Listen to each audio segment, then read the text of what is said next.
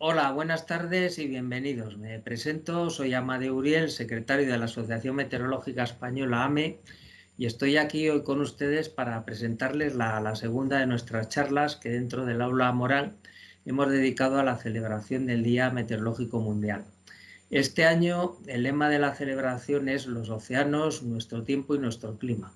Esta charla es continuación de la que hace unos días nos brindó don Javier Martín Vide. La Organización Meteorológica Mundial pensamos que ha elegido muy bien el lema de este año para la celebración del Día Meteorológico Mundial el 23 de marzo, ya que a nadie se nos escapa que en nuestros océanos está ocurriendo algo que no es bueno y que lamentablemente va a tener consecuencias sobre el tiempo y el clima a nivel planetario.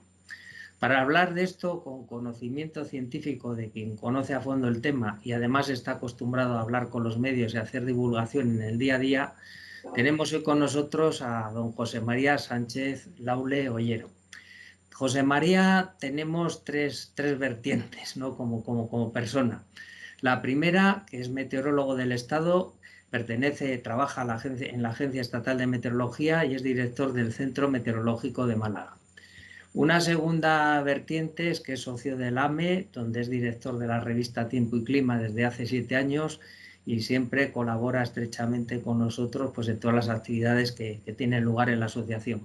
Y la tercera es que aparte pues, es un físico, yo creo que de reconocido prestigio, y ha participado y es autor de numerosas publicaciones y artículos científicos. Y ya sin más le cedo la palabra a José María. Hola, buenas tardes. Buenas tardes a todos los seguidores de la Asociación Meteorológica Española y muchas gracias, Amadeo, por tan amable introducción. Voy a hacer una pequeña referencia al Día Meteorológico Mundial, que como todos los años, el 23 de marzo lo celebran en los 191 países que son miembros de la Organización Meteorológica Mundial, para celebrar, digamos, el aniversario de la fundación en 1950. Sin más preámbulo, paso a poner una pequeña presentación sobre este tema. Sí. Bueno, voy a presentar una pequeña charla sobre el Día Meteorológico Mundial de 2021, cuyo lema este año es el océano, nuestro clima y nuestro tiempo. Claramente los océanos, que cubren el 70% de la superficie terrestre pues, y tienen una enorme capacidad calorífica, condicionan el tiempo y el clima de todo el planeta y desempeñan además un papel importantísimo en el cambio climático. Efectivamente, tanto el cambio climático condiciona al océano como viceversa, el océano condiciona a todo el clima del planeta. El informe anual de la OMM indica que toda la superficie terrestre, incluido el océano, pues el año 2020 fue uno de los 3 más cálidos registrados. A pesar de que la Niña, la segunda parte del año, enfrió el Océano Pacífico y disminuyó algo la temperatura en esa zona, ¿no? En conjunto, la última década, de 2011 a 2020, ha sido la más cálida jamás registrada, incluido, por tanto, también el océano, ¿no? Entonces, el océano, los cambios que está produciendo el cambio climático antropogénico en este medio, lo podemos ver en varios puntos. Por ejemplo, que el contenido calorífico de los océanos está a nivel récord en 2020, que la acidificación de los océanos continúa aumentando, el hielo marino está perdiendo extensión en el Ártico, el nivel del mar sigue creciendo y ahora acelerándose. Y un punto que quería tocar en este tema en particular fue que la corriente meridional es ya en un aspecto más regional, ¿no? La corriente meridional del Océano Atlántico, lo que se llama la AMOC, se está debilitando y tiene gran importancia para Europa y para España. En cuanto a la tasa del aumento del nivel del mar, pues ahora mismo está situada desde la media, desde 1993 hasta este año, asciende a 3,3 milímetros por año, pero vamos, que se está acelerando también en los últimos años. Y la causa es una mayor pérdida de masa de las capas de hielo, las causas de este aumento acelerado del nivel del mar, ¿no? Aquí vemos digamos, la curva suavizada del crecimiento desde 1993 hasta 2020. Y aquí en rojo se ve como al final pues hay un pequeño descenso del nivel del mar debido justamente a la entrada de la Niña. La entrada de la Niña supone que aumenta mucho, digamos, la precipitación en el continente asiático sobre todo, y se nota que parte del agua, digamos, del océano pasa al continente, ¿no? Y hay una pequeña disminución. Aquí se ve que durante toda esta época ha habido pequeños zigzags debido por ejemplo, en los años en 1910, perdón, en 2011 a un fuerte La Niña, y luego ha habido varios picos del Niño que lo que hacen es, por el contrario, aumentar el nivel del mar. Es decir, que en este continuo aumento del nivel del mar hay zigzags debido a la variabilidad natural, ¿no?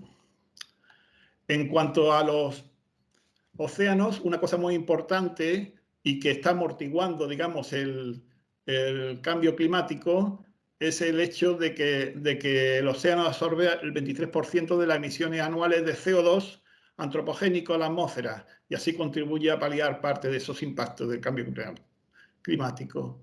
Sin embargo, los costes ecológicos de este proceso son altos, ya que el CO2 reacciona con el agua del mar, baja su pH, se vuelve ácido el océano y afecta, y esta acidificación afecta a muchos organismos y ecosistemas y amenaza a la seguridad alimentaria al poner en peligro la pesca y la agricultura. Otra consecuencia es que debido a lo que se llama la amplificación ártica, que es que la temperatura, digamos, del polo norte, del Ártico, está aumentando a un ritmo doble desde los años 1990 hasta el presente. Está aumentando a un ritmo doble al de la media global, ¿no? Y la consecuencia es que la extensión de los hielos se está contrayendo, ¿no? El mínimo anual de 2020 ha sido la segunda más baja registrada, y se observaron también mínimas récord en los meses de julio y octubre, y vamos, prácticamente desde abril hasta septiembre, digamos que ha estado bajo mínimos para lo que es normal, digamos, la extensión del hielo marino, y eso también afecta luego al comportamiento climatológico de los meses de invierno, puesto que también influye en las anomalías que se están produciendo con bastante frecuencia en el vórtice polar estratosférico, ¿no? Que ha causado cosas tan problemáticas como este año la nevada de Filomena. El contenido calorífico del océano está en niveles récord. Este contenido es muy importante porque digamos que prácticamente todo el calor que almacena la Tierra, el sistema Tierra, va para la atmósfera, al océano, el 90% aproximadamente. Es decir, que en los 2000 primeros metros pues, se acumula el exceso de calor que se está introduciendo, digamos, en el sistema Tierra debido al cambio climático, ¿no? Y entonces, bueno, pues eso tiene repercusiones, ¿no? Porque amortigua por un lado el calentamiento, pero luego a la hora de que se ponga remedio también cuesta trabajo, ¿no? Es decir, no solamente los gases de efecto invernadero, que tienen una larga duración en la atmósfera, sino también el hecho de que el mar tiene una gran capacidad y que los efectos del cambio climático, aunque se corten, digamos, las emisiones y todo eso, pues durará bastante tiempo. En cuanto al océano, gran parte experimentó una ola de calor marina fuerte en algún momento de 2020, que es un calor extremo, es como una ola de calor, pero en mar, ¿no? Que condiciona sobre todo las temperaturas altas en la capa superior del mar, afectando a la entrada de oxígeno y todas esas cosas. digamos que hay una estratificación que impide la mezcla del oxígeno y también tiene consecuencias importantes para la vida marina y la gente que depende de ello. Aquí vemos unas curvas en las cuales se ve que hay una aceleración del contenido calorífico del océano en los últimos años y sobre todo que va afectando cada vez, que ha ido afectando desde la superficie hacia los niveles hasta de 2000 metros, ¿no? Sobre todo, les decía, a partir del 2000, digamos que se ha habido, que ha aumentado mucho el contenido calorífico en las capas inmediatamente inferiores a la superficie, ¿no? Estas olas de calor, por ejemplo, las tenemos aquí en un informe de Copernicus de lo que ha ocurrido en julio y agosto de 2020 en el Mediterráneo, como a la izquierda tenemos y arriba el número de días de olas de calor en el Mediterráneo en julio, y bueno, pues se ve que en la zona de Alborán pues ha sido prácticamente, como allí como hubo muchísimo levante, pues aparte del calentamiento, digamos,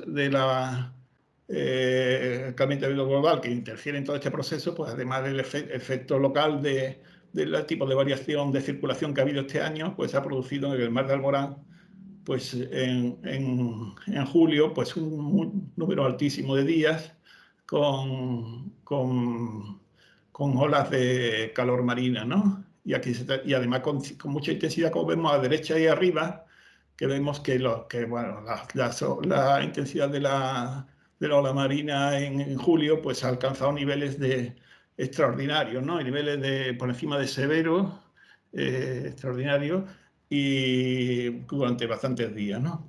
Y en agosto pues se ha generalizado prácticamente a todo el Mediterráneo los días de olas de calor marino, y particularmente pues tenemos en muchos días en la costa catalana, Valencia, y también en la zona del estrecho, cerca del estrecho, ¿no?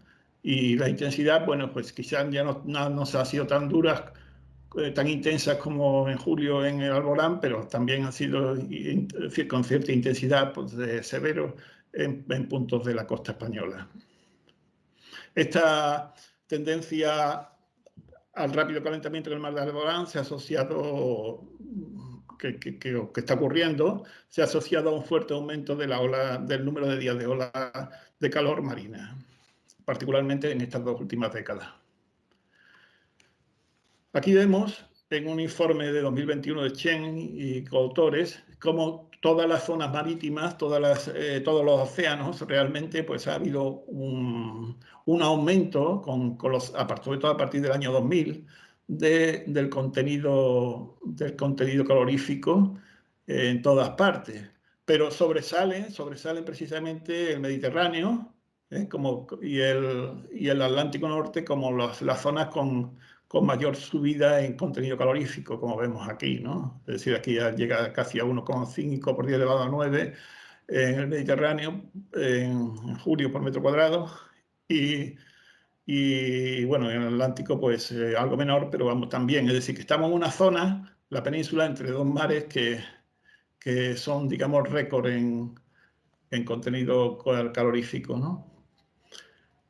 Otra cuestión es que la corriente meridional del Océano Atlántico, la MOC, se está debilitando. Esta corriente, pues lo que hace es hacer que digamos que en Europa, en el norte de Europa, pues se produzcan condiciones de vida mucho más suaves de las que ocurrirían si se cortara, ¿no? Es decir, que es un motor, digamos, es una pieza muy importante en el motor, digamos, climático, ¿no? Y lo que hace es repartir el calor de las zonas donde más incide la radiación solar, que es la zona tropical, hacia los polos, ¿no? Entonces, esta corriente, digamos, que van, digamos, sobre todo en la zona, pues va desde el Golfo de México hacia el norte, hacia el Ártico, ¿no? y pegado a Europa, se mueve hacia paralelo a la costa americana y se desvía, digamos, por Coriolis, digamos, hacia Europa.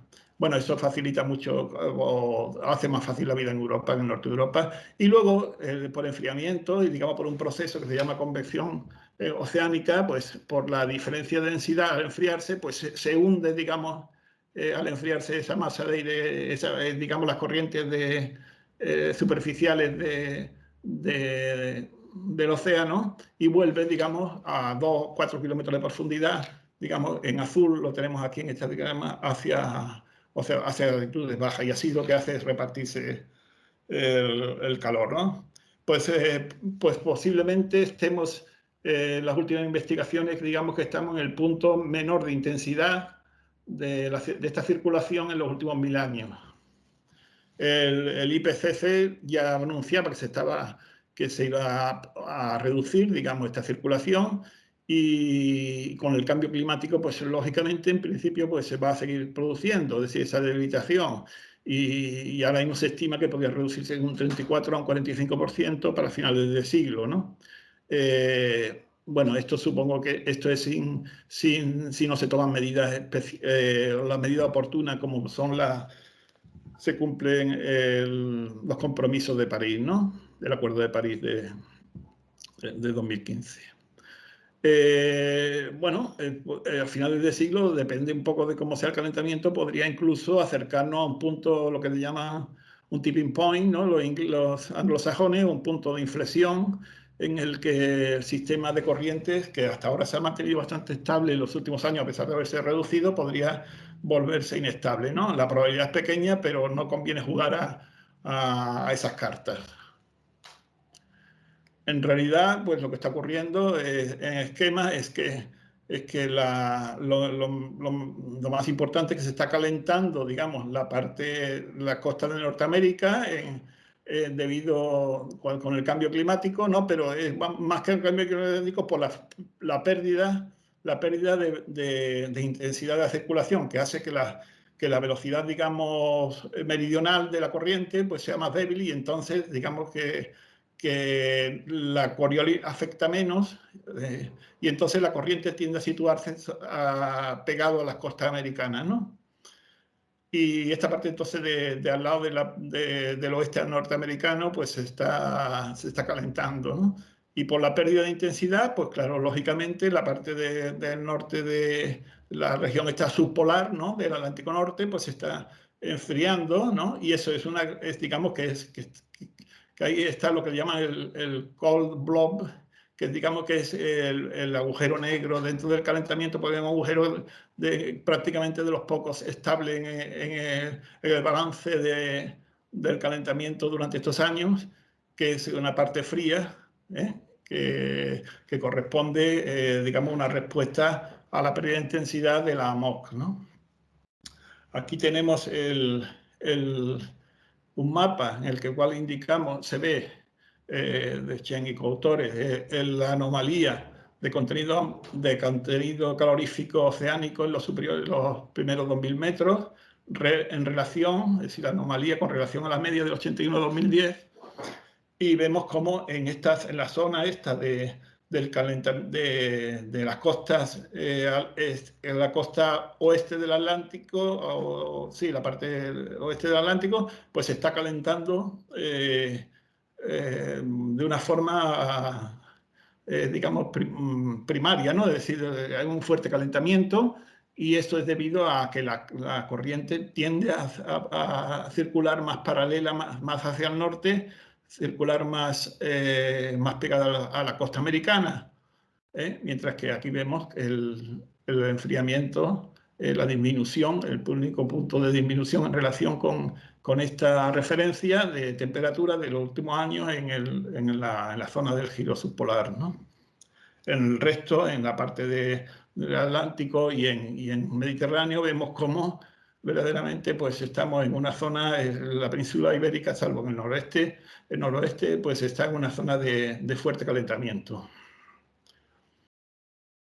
Entonces las consecuencias va a ser de todo esto, si continúa, como va a continuar por lo menos una serie de años, pues que va a haber un clima más extremo en Europa, con inviernos, digamos, más fríos en el norte de Europa, y sin embargo también se van a producir precipitaciones más extremas e inundaciones, o más frecuentemente que en el noroeste de Europa, y aumento de olas de calor y sequía más dañinas, es decir, las dos cosas van juntas, los dos extremos. Y además, pues, debido a que se está calentando la parte oeste del Atlántico, pues también hay una elevación del mar en la costa de Estados Unidos, lo cual es un problema con la cuestión de los ciclones, ¿no? Luego, además, hay consecuencias importantes para los ecosistemas marinos del Atlántico, ¿no? Eso también. Todo esto del calentamiento oceánico, vista la situación de la península, pues contribuye al calor extremo, ¿no? Los datos en España ya son bastante alarmantes. 2020 ha sido un año extremadamente cálido, con una temperatura media en España 1,1 grado mayor que el promedio anual del periodo 81-2010, y el más cálido registrado igualado con 2017. Los 5 años últimos han sido los más cálidos de la década. Y de particular gravedad son las temperaturas extremas en el verano. En los últimos 5 años, según el Instituto de Salud Carlos III, pues han muerto en España por efecto de estas temperaturas una media de 1.790 personas por exceso de calor, ¿no? Cada verano. En 2020 fueron 1.888 los fallecidos, según este instituto, entre los meses de junio a septiembre. Entonces, el número de días, según las cuentas de AEMET, el número de días con olas de calor está aumentando, y estas tienden a hacerse de mayor duración en nuestro país.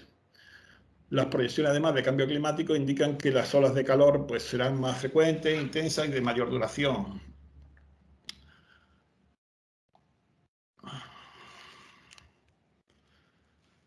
Bueno, aquí vemos otro índice, que es el que utiliza Copernicus, que es el del índice climático térmico universal, que es un índice bioclimático, que indica el riesgo de salud relacionado con el calor en Europa. Pues según este índice se alcanzó la categoría, divide en 10 categorías, digamos, el comportamiento del día en cuanto a este índice.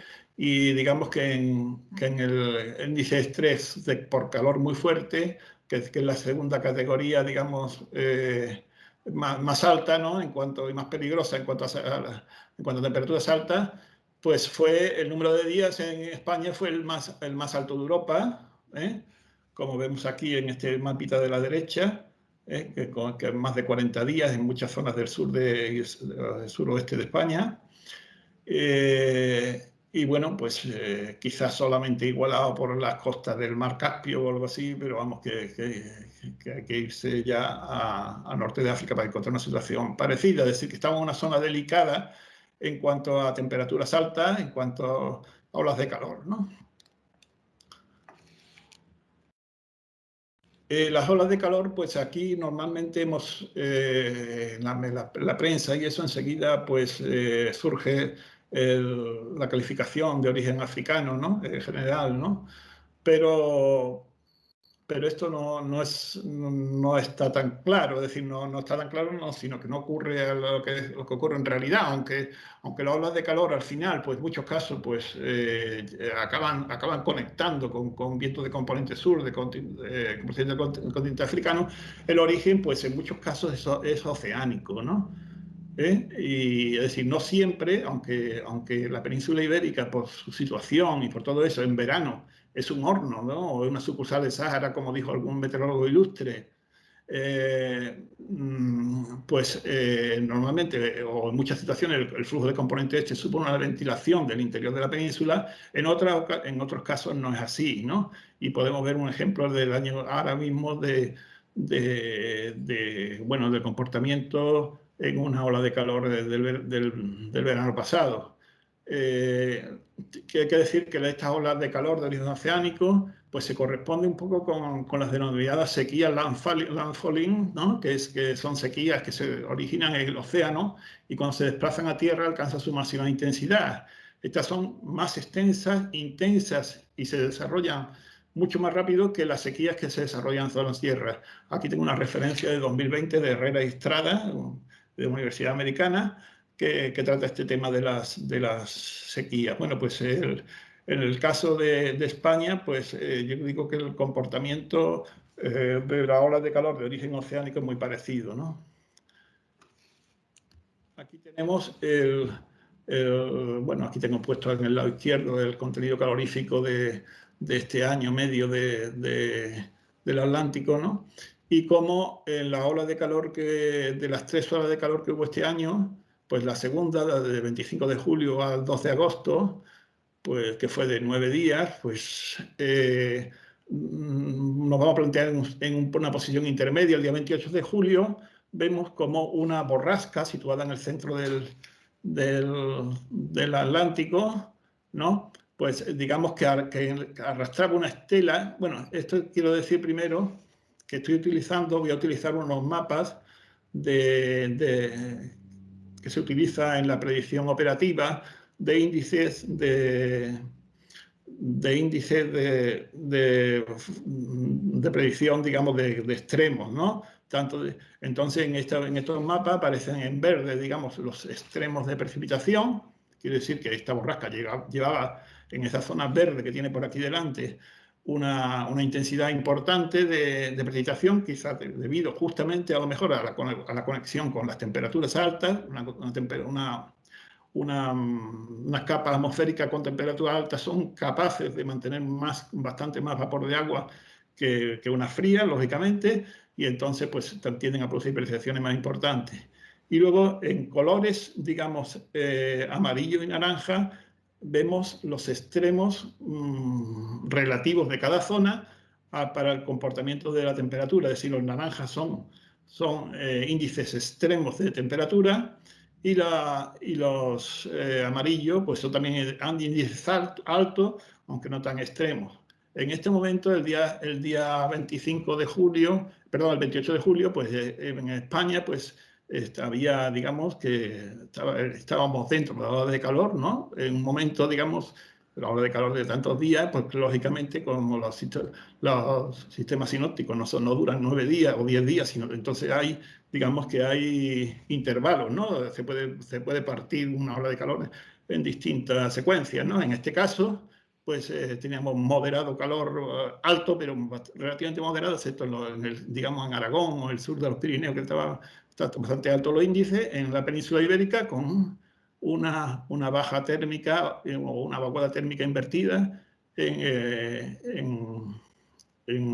bueno, sobre el suroeste de España. Entonces, lo que se produce en los siguientes días es, digamos, la situación de arrastre de la borrasca Ciudad del Atlántico hacia el continente, y veremos cómo esos índices suben extraordinariamente con los días, ¿no?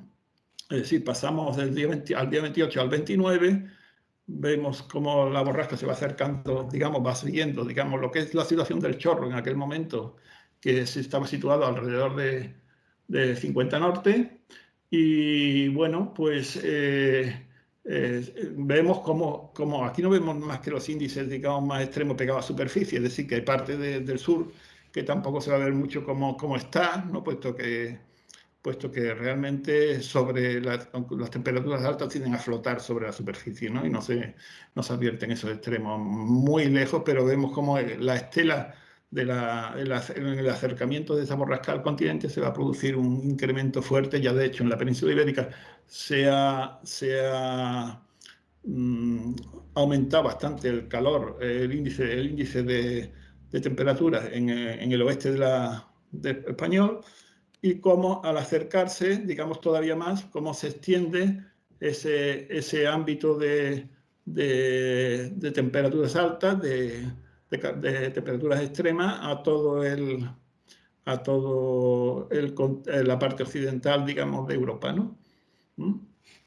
La borrasca se va hacia el norte, que es una característica importante de las olas de calor, como las borrascas que van trayendo esta estela de temperaturas altas se ponen, al llegar a la península, pues, o al llegar a la altura del continente, se dirigen hacia Islandia, como vemos aquí, ¿eh? Y sin embargo los efectos de las temperaturas pues se notan extraordinariamente en todo el oeste europeo, ¿no?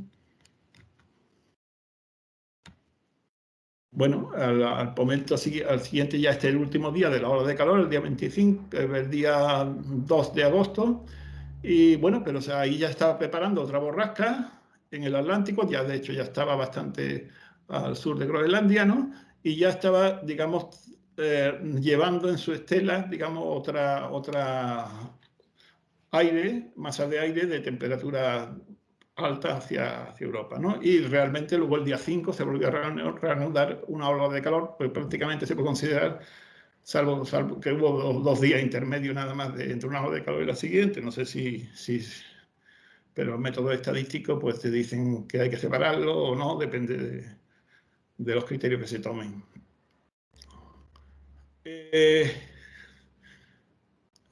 ¿A qué se debe el comportamiento de esa borrasca, la desviación de la borrasca? Pues, la subida de temperaturas en la península, pues a una desviación, digamos, de las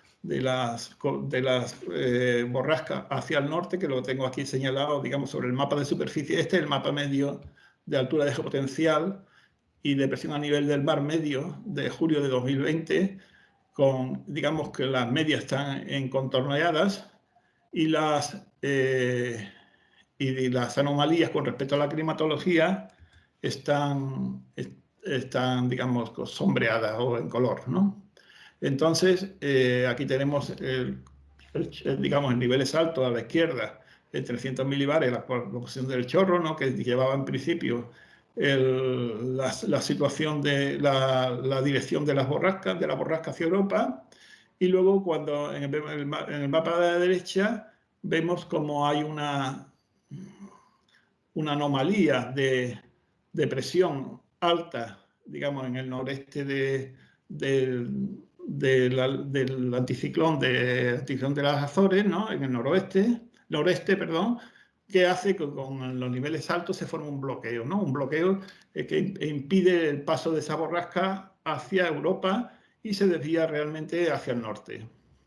Entonces, esto es muy importante porque, bueno, porque realmente además lo que hace es, con esta desviación hacia el norte, pues meter aire, digamos, de componente sur, aunque sea oceánico, pero de componente subtropical, que es una masa de aire que tiene, por estar en la zona esta del anticiclón de las Azores, pues una inversión subsidencia muy importante, lo que hace que cuando entra esa masa de aire en Europa, pues por el calentamiento mismo diurno y la disposición, digamos, de esa barrera superior que supone esa inversión de subsidencia, pues el calentamiento queda en capas bajas y las temperaturas suben extraordinariamente, ¿no? Luego esa componente sur puede dar lugar también a que bueno, pues también, digamos, engarce con vientos del norte de África, ¿no? De vientos que han pasado, digamos, aunque sea tangencialmente por el norte de África hacia Europa, hacia España, la península ibérica, y bueno, pues se puede hablar a lo mejor enseguida se habla del calor africano, pero realmente el origen de toda esta ola de calor es oceánico, ¿no? En la siguiente diapositiva, pues tengo el día 28 el sondeo de La Coruña, en el cual vemos en las capas bajas como hay una zona, digamos, como hay una capa de inversión situada aproximadamente a cerca de por 1.800 o 2.000 metros, que hace que cuando esta masa de aire entra en la península o en Europa, pues digamos que el calentamiento, bueno, va a quedar, digamos, atrapado en capas bajas y la temperatura va a subir bastante extraordinariamente. Esto es en Coruña, que tiene cierta humedad por el hecho de estar allí pegado al mar, pero en cuanto entras dentro hacia el continente, pues desaparece la humedad y todo el calentamiento va a ser calor sensible, y eso va a hacer que también las temperaturas suben más que cuando hay humedad, ¿no? Que hay realmente hay una moderación del calentamiento por evaporación. Y bueno, esto prácticamente es lo que tenía que decir, solamente incidir en la necesidad del cumplimiento del Acuerdo de París, sobre todo pues, para todo el globo, porque el problema es global, pero localmente para España, porque estamos en un punto mediterráneo que es un hot point, un punto álgido, ¿no? del cambio global. Y bueno, en el Acuerdo de París lo que se comprometían todas las naciones del mundo es a limitar el calentamiento muy por debajo de 2 grados respecto a los niveles preindustriales, y también tratar de limitar el calentamiento a 1,5 en lo que se pueda. Para llegar a este objetivo de la no superación del 1,5 grados, las emisiones antropogénicas netas mundiales tendrían que disminuir de gases invernaderos, tendrían que disminuir aproximadamente para 2030 un 45% con respecto a los niveles de 2010, alcanzando un cero absoluto alrededor de 2050. Este es lo que llaman escenario de mitigación más ambicioso. En la actualidad, pues la verdad es que no estamos cerca, ni mucho menos, de alcanzar estos dos objetivos, bueno, este objetivo. Y bueno, es que la verdad es que si se lee uno el informe del calentamiento global 1,5 del IPCC, del panel de expertos en cambio climático internacional, muestra que superar a 1,5 grados centígrados está asociado a riesgos importantes, ¿no? Y a un aumento generalizado de eventos climáticos extremos. Bajo el escenario más ambicioso de mitigación, pues se reduciría además el riesgo de experimentar tasas de calentamiento global sin precedentes, es decir, nunca se han alcanzado en una década 0,3 grados centígrados por década. Y bueno, pues hay que evitar que en los próximos años, por lo menos en los de 2021 a 2040, pues se produzca este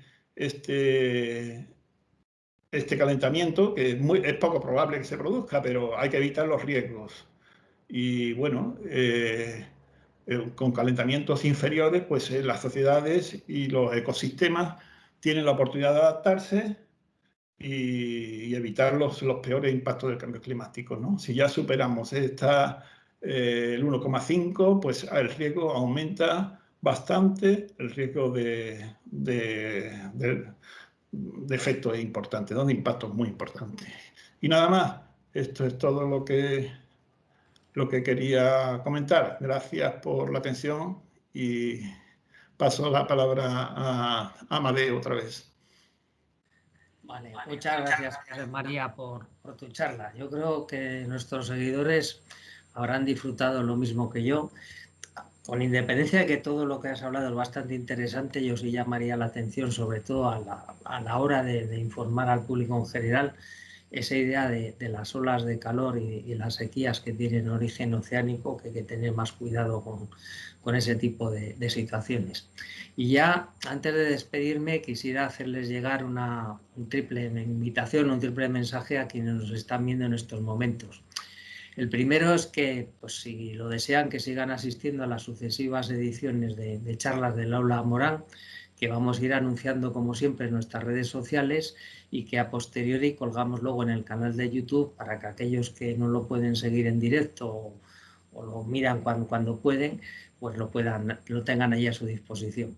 La segunda es que les animamos a que se hagan socios de nuestra asociación, se pueden inscribir a través de nuestra página web y pueden colaborar con nosotros de muchas formas y ayudarnos a continuar haciendo divulgación científica. Y el tercero es que, bueno, para aquellos que igual pues tengan menos tiempo disponible o menor nivel de compromiso, pues que siempre se pueden suscribir a la edición digital de nuestra revista. Muchas gracias y hasta pronto.